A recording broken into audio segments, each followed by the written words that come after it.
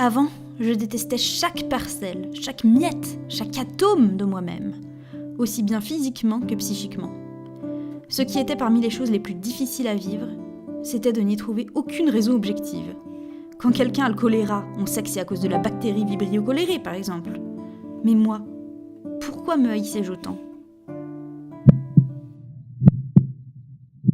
Je suis triste sans même savoir pourquoi. Tout mon être est douloureux et pourtant sans blessure visible. Je nourris une haine sans égale à ma propre encontre. Mon allure, ma conduite et mes agissements me mettent dans l'embarras. Je ne sais pas faire de choix, alors je n'en fais pas, ou des mauvais. Un vilain génie sème constamment la malchance dans mon sillon. Mon inconstance me joue des tours et me rend détestable. Je suis venue au monde sans capacité sociale. Je pleure mes innombrables défauts et mon inaptitude à la vie. Tristesse sans raison apparente, douleur sans meurtrissure manifeste, animosité sans pareil envers soi-même, honte incoercible d'une attitude jugée répréhensible, option devenue dilemme, percluse d'indécision, infortune portée continuellement aux côtés, imprévisibilité tant redoutée qui rend si redoutable, naissance prédestinant à la marginalité, défectuosité affligeante, cause de gémissement, incapacité fondamentale.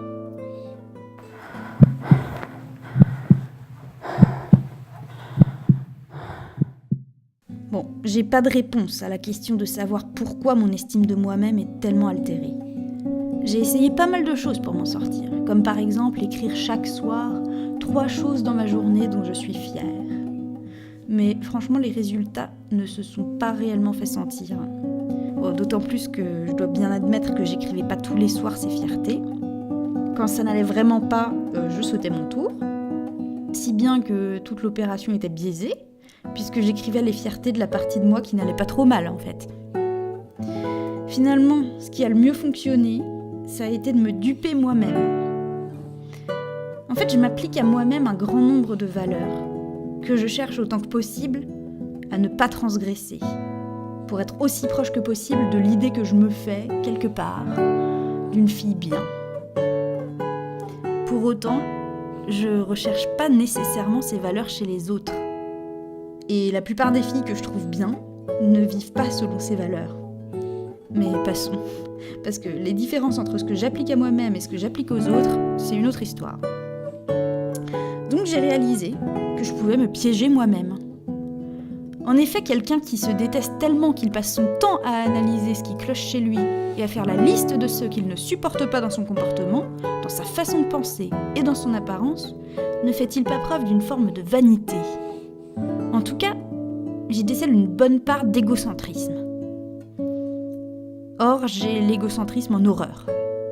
Je pourrais simplement conclure que, étant par conséquent moi-même égocentrique, je n'ai fait que me trouver un défaut supplémentaire, et donc une raison de plus de me mépriser. Et pour être honnête, c'est en réalité comme ça que j'ai longtemps vu les choses. Mais plus tard, je me suis dit que, pour vivre selon mes valeurs, qui ne comportent pas l'égocentrisme, je ne devais pas faire preuve d'égocentrisme. Je devais donc arrêter de passer mon temps à me haïr.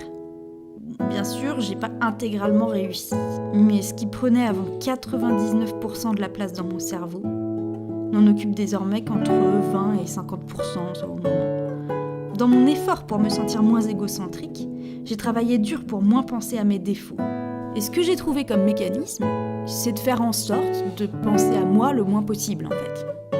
Bon, évidemment, comme je vis avec moi, ce n'est pas chose aisée, mais j'ai progressé. Donc finalement, maintenant ça va.